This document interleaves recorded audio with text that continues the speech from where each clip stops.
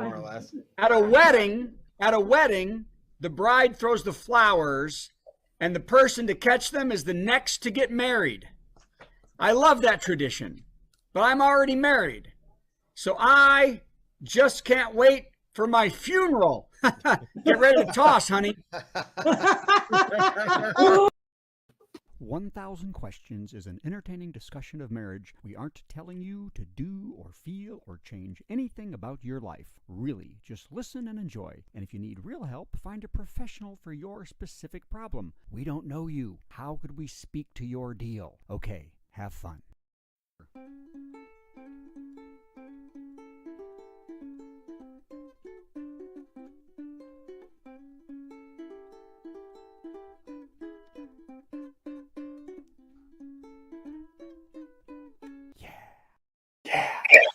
Brad here, everybody. He magically appeared. Magic. I'm Brad Tassell. That's Donna Wilburn. We're back, and Patti Vasquez. And that little joke, Donna, I don't know. I came up with that about having somebody throw the flowers at your funeral, and the next person to catch them. That's scary. That's scary. Who would want to catch that? That's the thing. Well, that's the question. They have to be there. They have to stay. They're like, no. And maybe, but they do that at weddings too. How many times you've been at weddings and the women all scatter? They don't go after it. They go, no, I don't want to do that and stuff like that. So I think it'll be the same.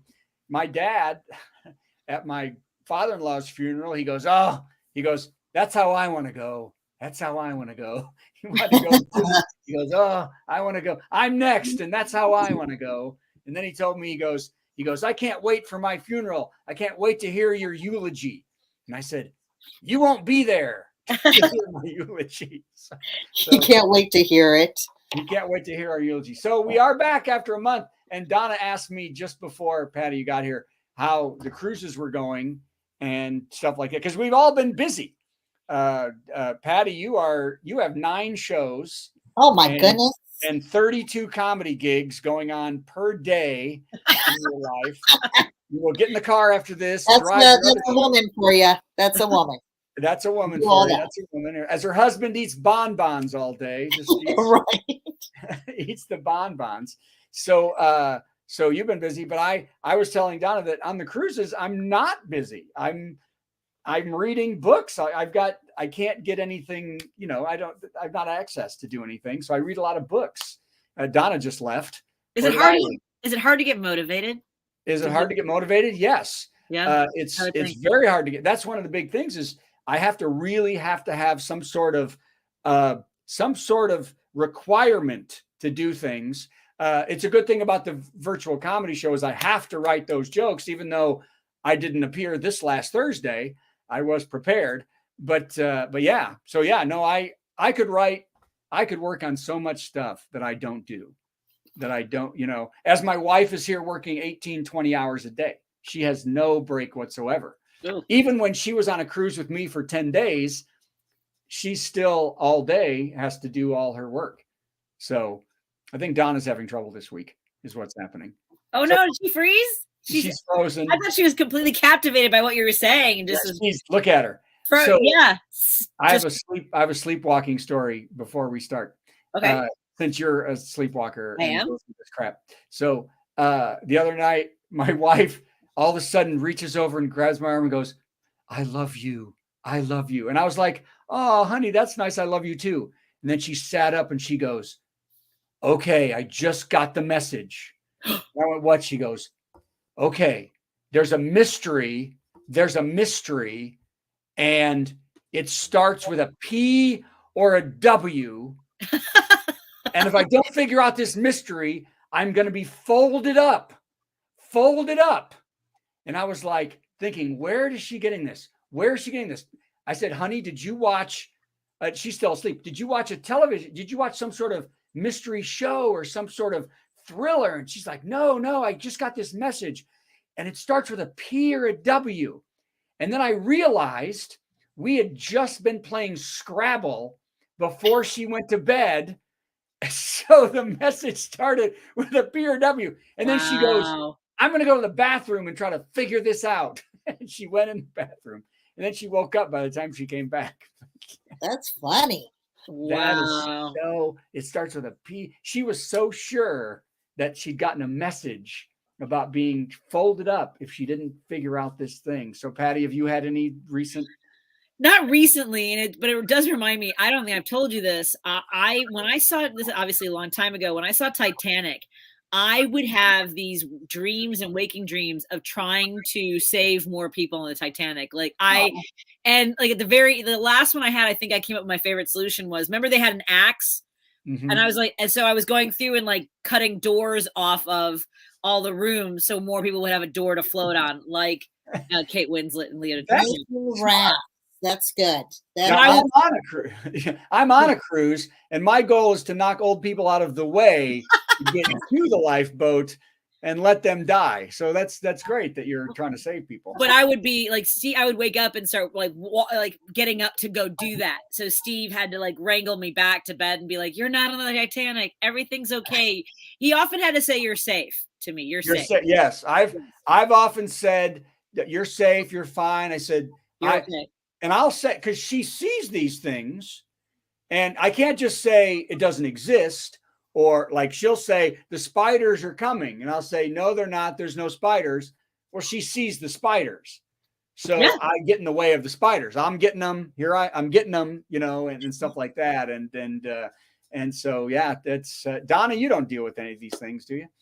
No, not really. I don't, but it's, as you're talking, I'm like, okay, the first one is codependent dreams. So I interpret dreams. Okay. Oh, okay. So when people are coming in and they're telling me about a dream, you're supposed to go with the feeling in the dream. And the feeling in the dream, it sounds like, at least what I heard of Patty's dream, is that I need to help. I need to help these people. I need to help. It's on me. I got to help them. I got to help them. And that's a codependent thing. So that means like maybe you're doing too much for people and you need to tone it down, or you're taking everything on your shoulders and you need to like ease up a little. So I hear the dream and interpret the dream. Yeah. Patty? No, she doesn't do any of those things. Doing too much? No. No. You are so far off on that. I cannot even believe it that you're so far off. Well, that's good because interpreting my wife's dreams, she's always worried that, like, Patty's worried about helping people. My wife is worried, I think, how it will look that she's not helping people, that she's just like, oh my God, everyone's going to see that I'm not doing everything I can do and helping. So I don't know if that's. It sounds like your wife's dream was more like she was trying to figure something out. Like her subconscious was like, we gotta figure this thing out because it might not be a good idea, kind of thing. Yeah, she has a lot to figure out. No, I can't tell any of these things, but I can't tell. Yeah, no, she has that in spades. So okay. So before we start, since we haven't done this in a while. And you're both here and no Joe. And I think we've been gone for a month. We need to go over the 10 commandments for wives. Oh my gosh. That you all know exactly what you're expected to do as wives. Remember, expect not thy husband to give thee as many luxuries as thy father, because his labor is his own and you're there for him. And I think, ladies, could you please, So this is what, don't expect your husband to give you as much stuff as your dad gave you. Your dad, you grew up with your dad and you get a bunch of stuff and you're on the shoulders and stuff like that. You're not getting crap from your husband. You're there for your husband. Don't expect your husband to give you stuff just because your dad. Well, you're there to work for your husband because he is out working. Where your dad, of course, is larger on you. So I like number 2. Like that would actually be a commandment. Like thou shalt work hard to build thy house with thy husband that you have, not fantasize about the one that could have been. Oh, that happens all the time. What are you talking about? I think that is actually one that I use in couples therapy. I don't use that commandment, but that is a problem where, especially with perfectionists, they want the ideal.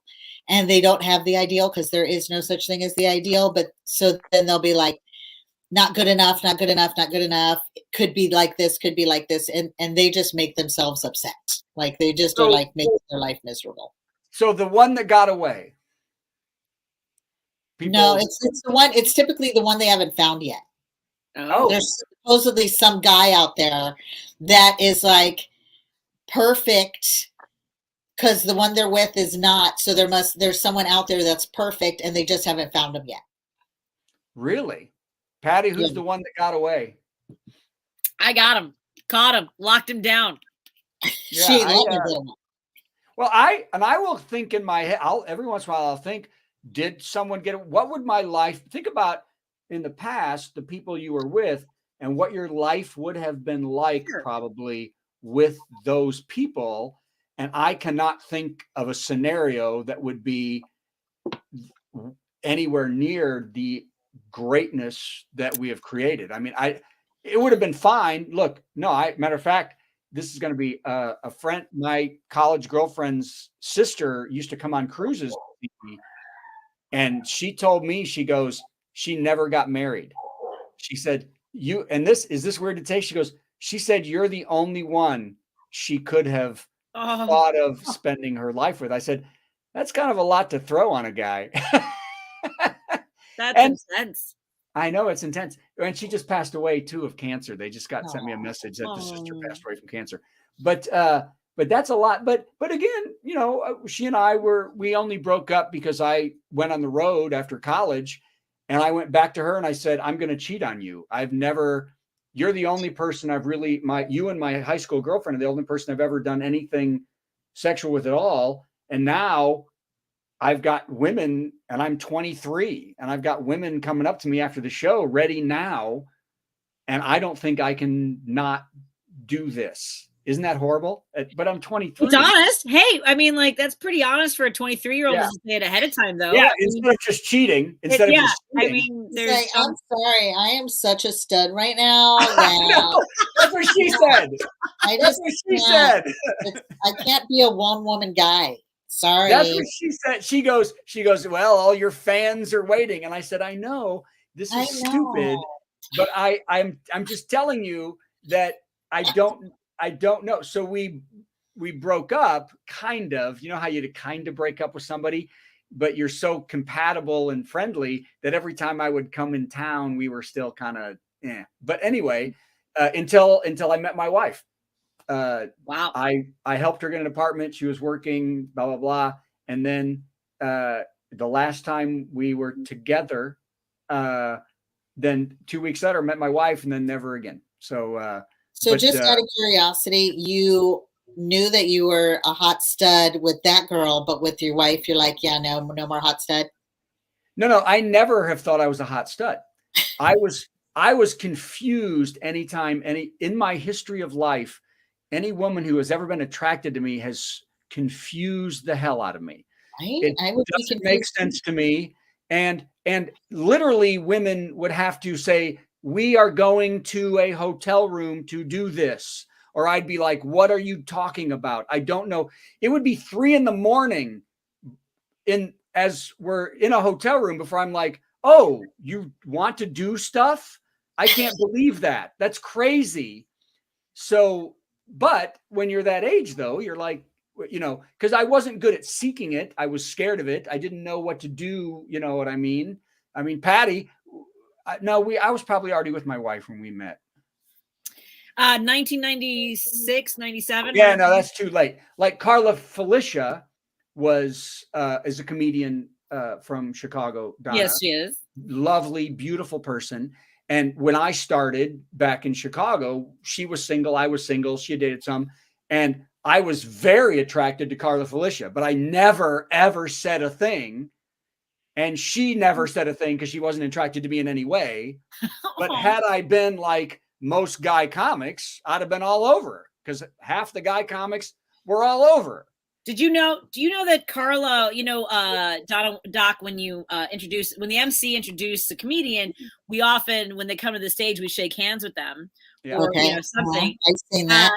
Yeah. So she would not, even with me, like, because I think, she's tiny and men weren't like, if men hugged her or whatever, like she would walk right past every MC to not even have to be touched. It was really interesting. Yeah. But I never saw that from her because I was always so kind of away anyway. So Right. we were talking mildly close in that way. Right. So, although, Patty, this show has totally stopped being about marriage, but here's the thing. So at the Womb one night, Donna, there's a place called the Comedy Womb. Yeah. I thought you were just saying it funny. And then I'm like, did he say womb? No, Carla and I were in the womb. Anyway, so anyway, and the Womb was an amazing club because it was a dive, it was a dump, but they had the same audience. So you had to do different sets every time you went up. 20 minutes, always different. People ate it. It was so hard. And so she and I were there, and a guy, Paul Gilmartin, was a comedian. Now he does the mental health hour, and he went to college with me. He and I went to college together. So I was really getting up the courage to ask out. No! I was finally going to ask out Carla Felicia. I was finally going to ask her out. I knew it wouldn't have worked. I thank God I didn't do it, because that night, Paul had just started doing comedy, just brand new. And I found out that night that they were dating right before. I thank God I hadn't asked her before I found out they were dating, stuff like that. So little intrigue. And then they got married. Did he start, and then they got divorced. Did he start did he start getting doing stand-up because of her, do you think? I think he was looking for work too. Yeah. And I think theater is tough. Like all the people I went to college with are all in Chicago, still doing theater. Faith Soloway and a lot of people I've done a ton of stuff. We started with Jane Lynch. They never liked me. They hated me in college. I was nothing to them. They were all huge and I was nothing. But he was in that whole group of people. And I don't think he was that big into the theater, I think. Well, we should have him on. I should ask him at some point to be on. But yeah. So, okay. Wow. Well, let's get back to this. Thou shalt not nag. Hit him with a frying pan. See, I like that though. Okay, I'm dumping this. Okay, first question. Are you ready? I'm ready. Okay. Now this means something. Here we go. At what point in a marriage is doing laundry less stressful than having sex? At what point? At what point in a marriage is doing laundry more stressful than having sex? Like, is it stressful at all? I don't get what they're saying. I don't get what they're saying. Are they just saying does sex become more stressful and they're just saying laundry? Why is sex stressful? Right. Well, and but laundry's not stressful, it's just annoying. Maybe you get stressed out by not putting it away, or you get stressed over your partner not hard. Yeah. Well, okay. First of all, let's look at the handwriting. Do you think this is a man or a woman who wrote this? I'm going to say guy because it's printed, and I don't think women do that. Yeah, women don't use it, but I don't know. I'm going to say, okay, let's take both sides. Okay. If it's a man, because what's his beef with the sex with the wife? Is it that he has trouble getting her where she needs to go and she's kind of crabby about it? Or is it that he needs the Viagra and he doesn't have it? So I need to figure out first, why is sex stressful to anybody? Right. Well, I can see it. What makes it stressful? What makes it stressful is you're not doing what your partner makes it stressful by demanding things, by saying you're not good at it, by saying, why are you doing that? That hurts. Why by not giving you any? By not giving you any, that could be. Sex being stressful. The only thing sex being stressful would be pressure, right? Pressure to perform. Yeah. Or pressure to engage when you don't want to. Those are those are the two reasons I see people being stressed because of sex. It's like, I'm stressed out that I'm not going to be able to perform how I want to perform, or I'm stressed out because I don't want to have sex and they want to have sex. Yes. And so they're saying, at what point does that pressure become more stressful than laundry or less stressful than laundry? At what point in a marriage is doing laundry less stressful than having sex? So right now, doing laundry is more stressful. Right now, laundry is more stressful than sex. Yeah. And that's how it should be. Yeah. Sorry you're having stress with your laundry. I know. Is I it know. sorting the laundry? Is it delicates and regulars? Is it darks and whites? Is that, have you So messed it up? stressful. If it's a small load, do you do it yourself? Right. Is it line? Is it is it line dry? Is it? Yeah. Is it line dry? Yes. Is it line dry? Yes. Oh, the stress of laundry. Well, so Donna, actually, so then tell people though. You said what could cause stress. What do they do if they're having stress with sex? So, like, it's a common thing. So I have to say, performance anxiety, I'm going to tell you, is a really common thing. And this is something, with guys that guys don't talk about very much, is having that performance anxiety will lead them to avoid engaging in sex. And then secondary, they avoid even getting like cuddly because it may lead to sex, and then it may lead to not performing. So they just get farther and farther away. Mm-hmm. And so that stress about performance can like really mess with the relationship. Okay. So it does come across my path a lot. And it's just like any other anxiety issue. You have to work on your thoughts. You have to work on like calming your body down, calming your thoughts down, releasing that anxiety, not letting it take over. Like you handle it just like you handle anxiety. When it comes to the stress of it's usually he wants to have sex, although later on in life, I have quite a few that it flips around and the female wants to have sex and the male doesn't. And it's that stress of like having to say no thank you, or I don't really want it right now, makes them avoid. And they'll be like, yeah, let's not do date night because then it might lead to a whatever. I'd have to say no, I don't want to have sex. So that needs to be a couple discussion. Like usually there's other factors that are making you not want to have sex. Like it could be resentment or anger, or it looks like Patty's taking notes. It could be just writing it down. Tell Steve that it's okay that he can't get it up. So okay. For future reference, for a friend, asking for a friend. Well, okay. So here's a couple things. One, I think of like women who might, if their husband, one thing that might cause the stress is if has trouble performing in some ways, that they don't do two things. One, be mean about it, or like he's not doing it. And number two, don't be overly feeling that it's like, I think women sometimes feel like it's their fault. They've done something or haven't done something. Or they're not as attractive or whatever. Yeah, where it's not really in a lot of ways, as men get older, since I'm the man here, what happens is to actually perform the whole thing, you have to be concentrating on a certain area a lot, right? And if we're concentrating on other things, then that area may not be ready until you concentrate on it again. But then when you do, then you're fine. You have to like talk around him, like trying to decode what he's saying. Well, I don't want to be graphic. You know what I mean? Oh gosh, no. Gosh. So I don't want to be graphic. You can use the normal human body words called penis and vagina. Show's over. No.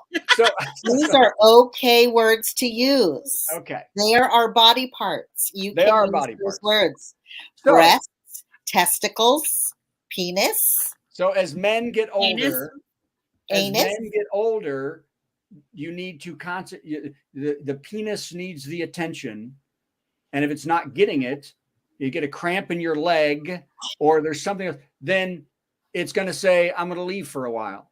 But then when you go back and give it more attention, then it can come back. So, but I think women sometimes feel like it's their fault, and it is a lot of times. And it's a lot of times. And yes. And a lot of times what you're saying, so hormones aren't as intense as you get older, where hormones could carry you through the distraction or losing focus. That's right. As you get older, it becomes more important to keep focus and stay engaged. For women, as they get older, if they're stressed, if they're like in any, whether at work or at home or whatever, if they're at all stressed, desire is going to go out the window. And or if they're worried the couple next door might be hearing. Yeah, that can be a worry, or the kids. Like, Right. I just saw a show last night, and it was like, it was Schitt's Creek.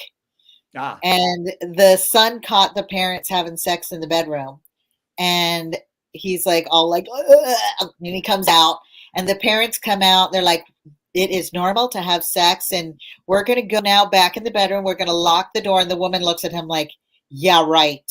Like, we're not going to continue this. No, this ain't happening. Start again. Yeah, because they heard and they were there, and so then they got all worried about it and stuff. But it is a factor. Stress becomes a factor. Anxiety becomes a factor later on in life, and you got to address it, or your intimacy is going to go out the window. All right, Patty, you've been way too quiet on this. No, I don't.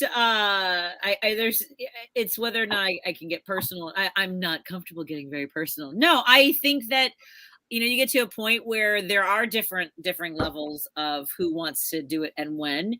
And the pandemic certainly hasn't helped anybody. Hey, look, I live with my mother. My mother's bedroom is below ours, and we have 2 boys. So there has been no alone time for the last Everybody's in the house. Especially when the boys were like at home for school. And then so picking it up and reigniting things, and they've been back in school for a while now. And it's just kind of like, we also feel out of shape, I think. And, Yeah, there's a lot of factors that influence desire. Yeah. Well, and I think also putting too much pressure on it too. Like, okay, now we're going to plan this exactly how we're going to do this then. And then suddenly it's like, well, no, now it's not right. You know what I mean? I think that can happen too. So, although that can be also a good thing. No, I think but what I'm saying then is when you get to situations where you do that, don't put all that pressure on, just let it be what it is and work through the time together. Be together anyway, no matter what happens. You know what I mean? I've had to have people, I've had to say, okay, no sex. That is not part of your date night. Do not make it part of your date night. I need you guys to enjoy each other's company without that pressure. And so, like, I've had to tell them, like, take that off the table for a little bit. Like, it's okay. Nothing bad will happen. You can take it off the table and bond in other ways. Like, you don't need to, like, that's not the only way to bond. Right. Well, our bonding is, of course, like last night, we got in the bed and I have to rub everything but a sexual. And that is what happens for. A massage will get you farther. Well, there's no sex there. She watches the show and falls asleep, but I have to rub every other thing. And then as the TV is, and then she'll be asleep and then I go turn the TV off. And then that's the end of that. That would be the lovely. So romantic. I'm good with it. I am so good with it. All right. Next. Why? Hey, this is a good question. And I don't know why this guy's pissed off about this. Why does the wife always want to share your food when we are out to dinner? Because that's what you do. Yeah. Plus, if you're in a restaurant, like, I always order something different from everyone on the table, just in case I can taste it. Yeah, that's right. Yeah, right. To taste everything, right? Yeah. No one's allowed to order the same thing because, like, family style, baby. Yeah. What kind of dummy? Why does my wife have to share? You know what? We only get one meal. We don't even get 2 meals. We eat off the same plate because we can't. Yes. 2 freaking meals. We'd like a soup. A soup, yes, one soup. What's for dinner? We'll have the crab cake. One cake. We're going to split it.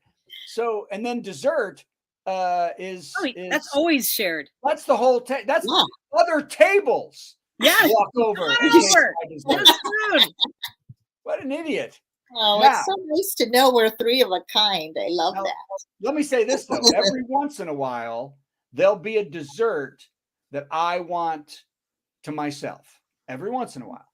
I will then order at least 2 of those and say, this one is for everyone else. I want this one. This creme brulee is all for me. There's a creme brulee you can eat, but I will this time eat this whole. Or just eat it faster. Yes. Like it goes in the middle table, but you're like, I worked with a comic, Joe. Remember when Joe Bronzy and his wife were on? So Joe Bronzy and I bought the appetizers that we were eating. We're in Mexico. I bought them. I bought them for us. He immediately leaned over and got in front of me with his arm and started eating. What the hell are you doing? He goes, I've got 4 brothers. I never get. This is how I eat every meal. That's so funny. I dated a boy in a high school. Let's call him Jason because that's his name. He he would say this. Well, I remember we were out for Mexican food.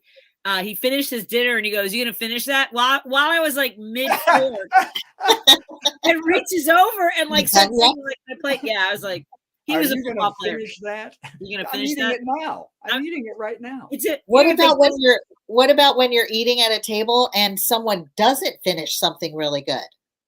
Are you gonna say like, can you pass? Yeah. Can you aim it this way? Hell yeah. And that's only if you know the table rules. I was in Milwaukee at the cafe, Brad, with JD at Pitches where he makes you do dinner, remember? Mm-hmm. And I didn't finish whatever it was. And the waitress is about to take it. I don't even know if I asked her for a box, but everybody at the table was like, "You're not going to share that with the table?" You're just going to let her take a plate with food on it? That doesn't happen. That doesn't happen. I didn't know I was supposed to offer it to the table. Like, someone could have said something instead of giving me a hard time. Anybody want this? This is for me. We know with my husband, he's the garbage can. So if anyone's not going to finish something, they're like, "Give it to Dad. Give it to Dad." I'm always reaching over, just grabbing it. Because for some reason, I was never raised with you have to finish your plate. I was always raised with when you're done, stop eating. But for some reason, I'm still cleaning everybody else's plate. I don't know what it is. So do you guys do that with cocktails too? I don't drink. Oh, okay. Sorry, I do. No, I do with. I'll be like, can I taste that? It's always strange to me, and obviously with the pandemic, I don't know how often I'll be doing it, but I always. It's been weird to me when friends of mine are like will share like, "Here, taste this, it's amazing," and then I do it even though I'm not quite sure I should be, but I do it anyway. You can do it bartender style, which is dip a straw in it, put your thumb over. Yep. Draw like an alcohol syringe. Yeah, and then you put it in there. My wife is always asking me to taste drinks, and I'm like, she's like, "This one tastes like lavender and blueberry." No, it doesn't. It does not. It tastes like the crap you put your eggs in at Easter. It tastes like garbage. What the hell? There's none of that in there. It just tastes horrible. You're probably sensitive to alcohol, sensitive to like the alcohol bitterness thing. Oh, it's horrible. Oh, it's horrible. Coffee. I don't even taste it anymore. Is that bad? I was going to say, I took February off from drinking partly and in large part to reevaluate my relationship with alcohol. Without any time constraints of the pandemic, it was like my drinking hours were expanded. So, and plus I've been working in an industry where alcohol is part of my pay. And having gone through my journal, I found out the first time I got plastered was being groomed by my boss at the Park District Lifeguard Service. So, oh my God. Yeah. Oh my God. That's a lot. Now it's recreational use. Right. So you're drinking right now. So that's what you're No, it's just Perrier. Okay. Wow. Pellegrino. Oh, that's Perrier. Perrier? Yeah. Oh, Pellegrino. Yeah. Oh, no, it has bricks in it. Yeah. Sorry. Yes. Yeah. I don't know how to that's funny. Yeah. No, it's like the green screen or something's in your drink. Yeah, it's green. It's a green drink. It's a green screen, bottle. Oh, that's funny. I thought it was a special kind of Perrier that it looks like it has bricks. I think one of the reasons I never really got in trouble on the road for 20 years, 15 years, especially after I was married, it wasn't a problem, but I never had a problem because I never drank. I was never drunk. I never woke up with somebody I didn't want to be with. I never did things that I didn't want to do, or you'll have no excuse if you're not drinking. What excuse are you going to use? I never tried to get people to do things they didn't want to do because I wasn't drunk. So good. Look at me, rich and happy. Boring. Boring brat. Also, yes. Boring and no friends. And I was also a jerk. So that's all helps too. Enjoy all that. right. Hey, here's one. Elena says heavy on Diet Coke. Yes, heavy. Me too. I'm heavy on Diet Coke right now too. And I'm into, you know what I'm drinking now? I'm drinking the A&W no sugar. I'm enjoying that. Yeah, it's really good. Just so you know, and I learned this, just so you know, your brain, when it tastes sweet, thinks there's sugar and triggers the insulin thing, whether your body knows it's sugar or not. If your brain thinks it's sugar, it'll start the process. So what? What's that have to do with anything? Okay, well, some of us can't have an over insulin thing, okay? Like you're Mr. Skinny toothpick guy. I'm not. Some of us I'm not can't skinny. do insulin. So what you're saying is it makes you want to eat more? No, it makes, if your brain tastes sweet, even if it's 0 calories, if it's the brain running the body. If your brain thinks it ate sugar, it'll tell the body it ate sugar. Yeah, but even if it's it's not actual sugar. If you haven't taken in any calories, it's got nothing to store. No, your brain also runs the body. Yeah, I know. And if your brain detects sugar, it'll think it's eating sugar. I know. No, wait. If I only drink Diet Cola for a week and have no calories, I don't gain weight. You lose weight. That's all there is to it. Because that may happen. But for those of us that our body has insulin resistance, if our brain detects sugar, it triggers the insulin production, whether we had sugar or not. Okay. Okay. Good. Which affects your organs differently. I mean, because it's the way in which your kidney and liver will process that. Yeah. It's for people with insulin issues. Okay. If you don't have insulin issues, then good for you. Okay. All right. Good. All right. Jeez. Next. Hey, here's one. How do you handle it when another child hits your child? I punch him in the head. Pretty much. Yep. Punch the kid in the head. We had back when my daughter was in first, maybe second grade, her friend, who was at the time her best friend, there was another girl that was also her friend. And out of nowhere, this girl said something, and my daughter's best friend turned around, fist up, laid her out, not slap, punch directly in the face, laid out this other girl. Well, there was a big stink, as you can expect. And she, and then kept trying to wail for somebody. Just wail. So lots of discussions she was taking, and we were worried. Is this girl going to go nuts always on other people that she gets mad at? What about our daughter? How safe is she that she did this? And the other girl she hit was a really sweet girl. And no, her parents literally had to tell us, we promised she will never hit your daughter. She didn't. And they had to go through a whole thing that she just. How did the other people's parents handle it when that girl hit their? They weren't happy. They weren't happy. She I'm ballistic. Yeah, it's my kid. I'm gonna not handle that well. Well, and now what's interesting is that, and we'd never seen that kind of any from that girl. Never seen anything like that before, and never saw anything after that. Just for some reason, and then those two became friends later. You know, it was like 2 days later. They were, you know what I mean? But just something snapped right then. Second grader wailing. Boom.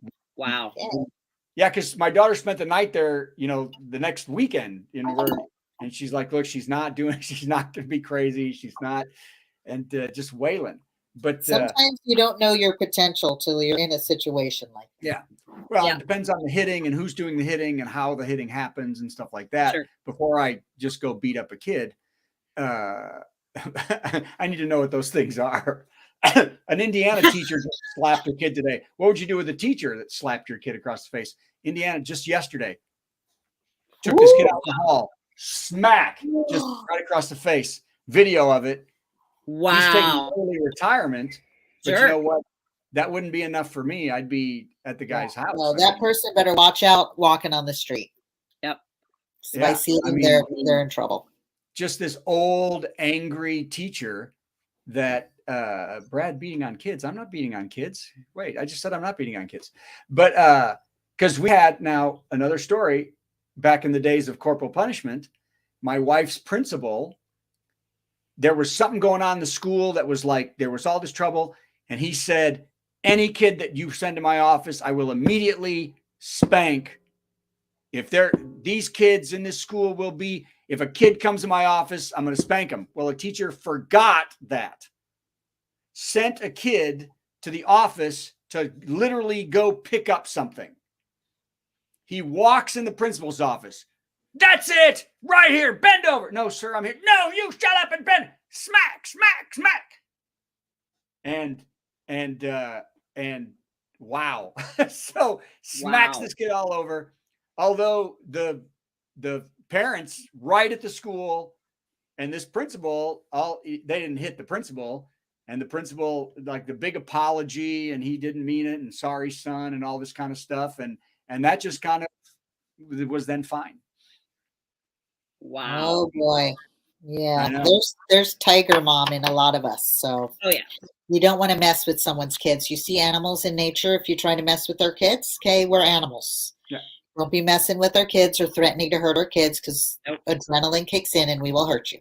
What about, Donna, what about parents where one parent is a little corporal and the other one's not for that? That still triggers that, right? So I just had this recently where one parent is more harsh and physical and the other parent is not. And it's interesting because, like, your kids are your kids. And as a mom, it's almost like you can discipline your kids and it's fine and like there's no harm done. But if someone else comes around and gets angry at your kids, even if it's their dad, it still can trigger the like, no. Right. And so that becomes a problem in relationships, because then you're undermining that other parent. They're like, they're my kids. I can't discipline my kids. And you're like, well, I don't like how you're disciplining them. They're like, well, I got to discipline them. So then you have to like come up with a common ground. But I'm not a big fan of physical discipline at all. And it shouldn't be a thing. We have way better ways to train humans and animals now that doesn't involve aggression. Like, we've moved past that, but a lot of families still use that, and it doesn't work. So I'm just training parents. No. Yeah, my son Declan, my younger son has severe disabilities intellectually and physically. And so I have a community of parents that I'm with and have been since he was since he was a baby, because we have different therapies and stuff. And I remember going out to drink with a friend, Mary, whose daughter has Downs. And she was talking about how frustrating it was that she couldn't slap her other son anymore because she had a daughter with Downs. It wouldn't be fair to him that she couldn't slap her dog. I was like, what? How you about slap one child and then not slap the other child? Yeah. I mean, her logic. I was like, I'm sorry. It just, yeah. That's the reason we don't want to slap. I still miss slapping that boy. I did. Like, damn it. Why don't you start slapping the other one? Treat him fair. It was just so matter of fact, like spanking or whatever. And I was like, wow, I did not. Although I do resent that my parents gave permission to my school to paddle me, to use corporal punishment in school. Yeah. Wow. Not my parents. I don't think they knew that. It just, and don't, for anyone who has that policy at school, don't leave your keys in your back pocket. Yeah. Owie. Like I had keys, like I carried keys in school. What? Who's carrying keys? What I did. I was saying I got paddled while I had my house keys in my back pocket. Oh yeah. My God. Ouches. Yeah. Chicago, it's a tough town. It's a tough town. Yes. I never got detention. I never got paddled or detention. You know why? Because I didn't drink when I was in elementary school. The girl taking the month off, it's like a sacrifice from it. I took the month of February off drinking. I know. That's how you know you maybe got a problem. I got stuff. When you're all proud. It's March 2nd. How many have you had? For a month. How many have you had? March 2nd. How many drinks? Oh, just I had a glass of wine yesterday, and today I'll probably have a glass of wine. I don't need it. I'm not the pace that I was at. I need to know when I was drinking, why I was drinking. The money I saved. Yeah. Now you're one a day. Good. Okay, you're down to one a day. Okay. One more question, and then you're going to love the thing I've got. Can my wife get pregnant doing it doggy style? Hell yeah. It depends No, on, well, I mean, which no. hole. Never. Depends on if your wife is an actual dog or not. Ew. Then we know what state you're in. If you're in Alabama. So can your wife get, okay, that was stupid. Okay, here we go. I'm going to share something. As long as you're not using the back door. That's, yeah, there you go. Then she's That's not called birth control. Yes. That's called Mormon not having sex. Yeah, Oh. that doesn't The count Mormon, as sex. the What are you Mormon talking loophole. The Mormon loophole. Unmistakable signs of a cheating wife. about? And these are unmistakable. You cannot mistake. Unmistakable. And this is weird, so it's going to be hard to get to them. You got to go way down to get to the first one. Okay. Here we go. Okay, here's a hint. She turns experimental in bed.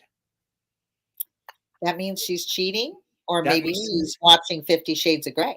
It's unmistakable. Unmistakable. Oh, I see. If she Unmistakable. suddenly Just becomes go to the adventurous lawyer. in the bedroom, be Maybe- worried. Maybe Most she's of a them- yeah. maybe she's a nerd and she's been doing some research, going Oh, over I some know. charts and diagrams and Got that? videos. What's that Indian book?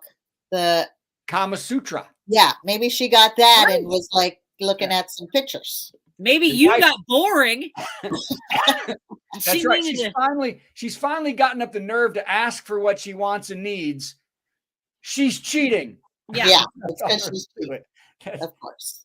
She gives you loads of space. What does Again. that mean? Again, the Earlier, problem wife solving said- is But look you. at what she's supposed to do instead.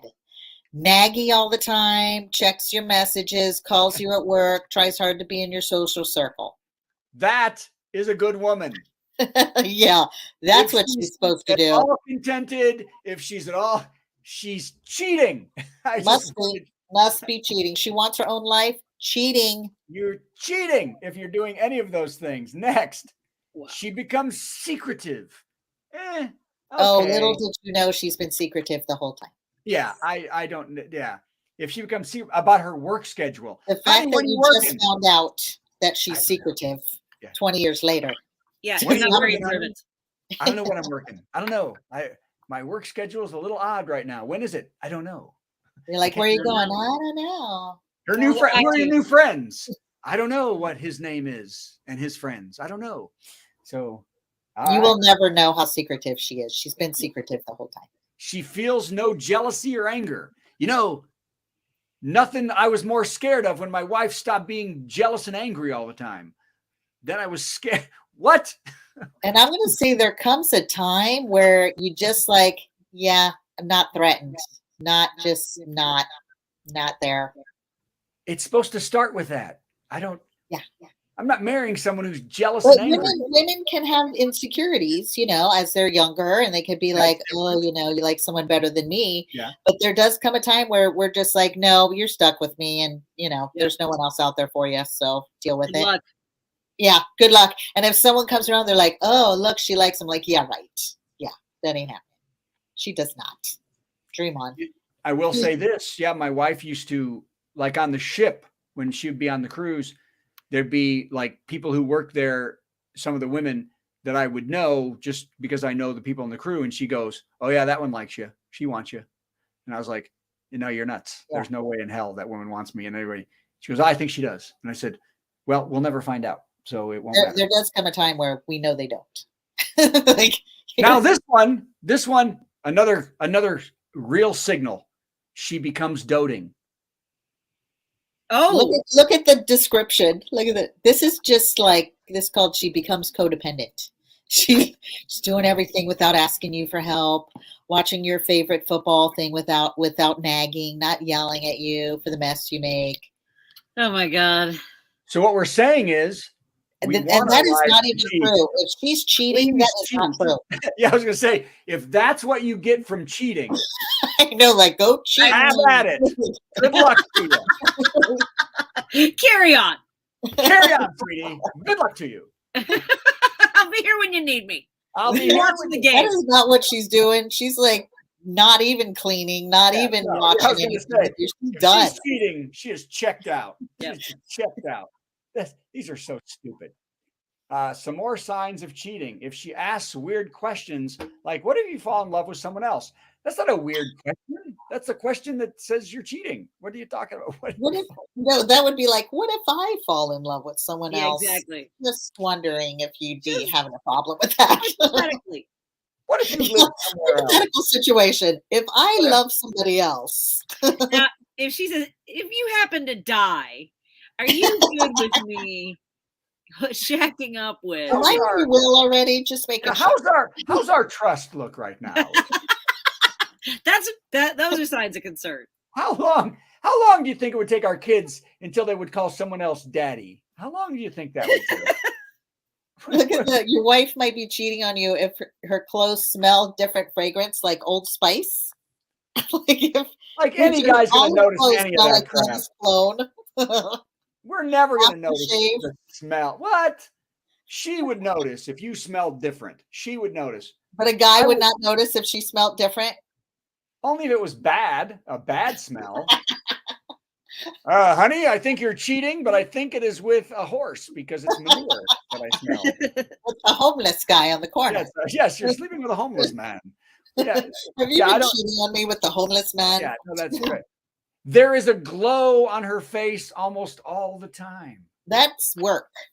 That's Also, a pregnancy. plastic surgeon. Like that's, Or she stopped drinking. My That's son loves drinking for a month. Yes, she stopped drinking for 1 month. Yes. Oh my God, these are horrible. she is now glowing. I like this. A cheating wife will delete every incoming, outgoing call that she makes from caller ID. But who looks at that kind of stuff? Do you look at that? And then says the phone memory is running low. That's why. Well, oh my God. It's the phone memory running low. I like how these are unmistakable. These are unmistakable, by the way. These are unmistakable. Unmistakable. You And just so you know, all the cheating people, all the cheating wives, it's because they didn't delete stuff. So they don't delete everything. There's no way to delete everything. No way. Well, and the whole concept of digging through somebody's phone, of doing all this, you have problems. If the cheating is over there, if I'm digging through, oh, I found my wife's phone, you've already got problems. You need a life. That's what I'd say. You need a life. All right. In my relationship, I go like this, like, if you're cheating, I'll find out because that's just what happens. I'll find out, and then it's your loss. You want to do that? You want to risk this? Is that what you want? Then go ahead. That's what I say.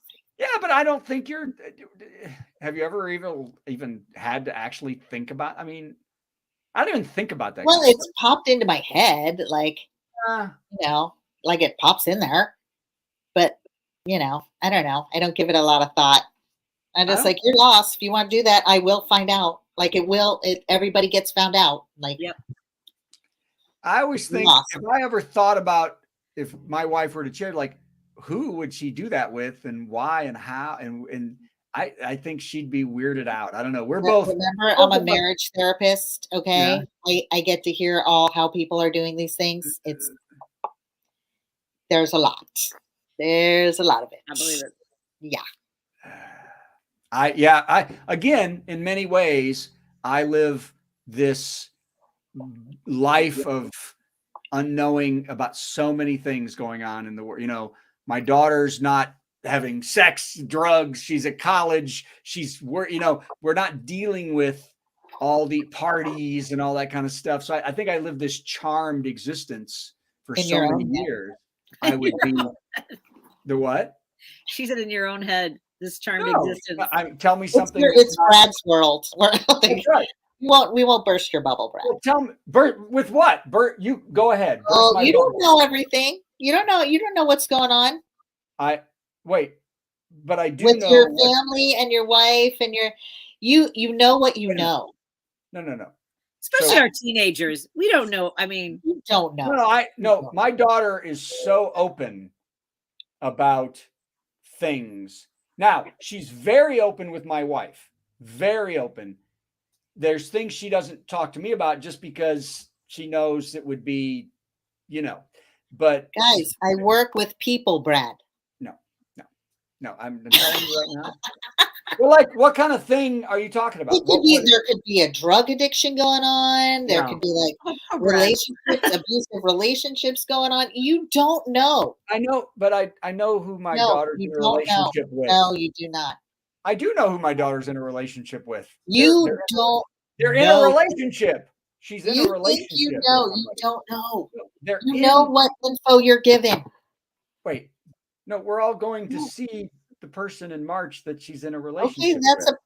Okay, so let's say, but you don't know the backstory of their relationship. You don't know. Sure I do. No, you don't. No, you don't. Sure You think you do. You do not. I work with people. No, you don't know. I know. Okay. Once again, I also know. World, I know. Enjoy that. I know.